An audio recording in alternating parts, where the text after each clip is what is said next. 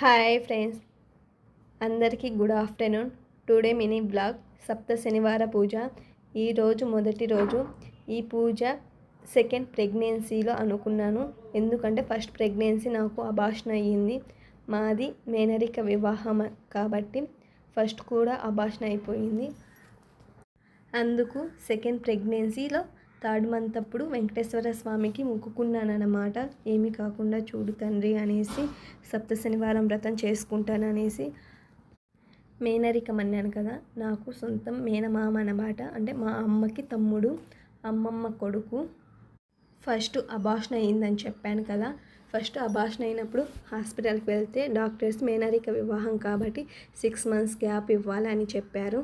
Second ప్రెగ్నెన్సీకి మళ్ళీ నాకు second pregnancy రావడానికి 9 months పడిందన్నమాట. అబార్షన్ అయినప్పటి నుంచి అట్లాగా ఫస్ట్ బేబీ అంటే సెకండ్ ప్రెగ్నెన్సీ కన్ఫర్మ్ అయినప్పుడు థర్డ్ మంత్లో అనుకున్నాను, దేవునికి ఏమి కాకుండా చూస్తే కనుక సప్త శనివారం వ్రతం అనేది చేసుకుంటాను.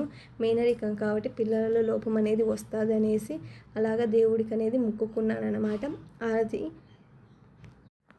అలాగనే సెకండ్ ప్రెగ్నెన్సీ కూడా నిలబడింది 9 monthsకి అనమాట. అప్పుడు హాస్పిటల్కి వెళ్తే థర్డ్ మంత్లో హాస్పిటల్కి వెళ్తే కనుక డైలీ ఇంజెక్షన్ 9 months వరకు ఇంజెక్షన్ పడాలని చెప్పారు. మాకేమంటే మిలిటరీ హాస్పిటల్ కాబట్టి ఫ్రీగానే చెకప్ చేస్తారు. నేను డైలీ 1 dayకి 490 రూపీస్ అనమాట. ఒక ఇంజెక్షన్ వచ్చేసి అది కడుపుకు కానీ తొడలకి కానీ వేయించుకోవాలా. అలా రోజు డైలీ 9 months వరకు డెలివరీకి ఒక 10 days ఉండగా వేయించుకుంటూనే ఉన్నాను అనమాట. అది ఎందుకు వేయించుకున్నాను ఏమి కథ మళ్ళీ మినీ బ్లాగ్లో చెప్తాను. ఈరోజు 2:30కి అలా లేచాను. 2:30కి లేచి కసు చిమ్మేసుకొని ఇల్లంతా మాప్ పెట్టేసుకున్నాను. అంత పూజలన్నీ చేసుకున్న తర్వాత బయట ఇంటి ముందర కనుక పసుపు కుంకుమ కూడా పెట్టుకున్నాను.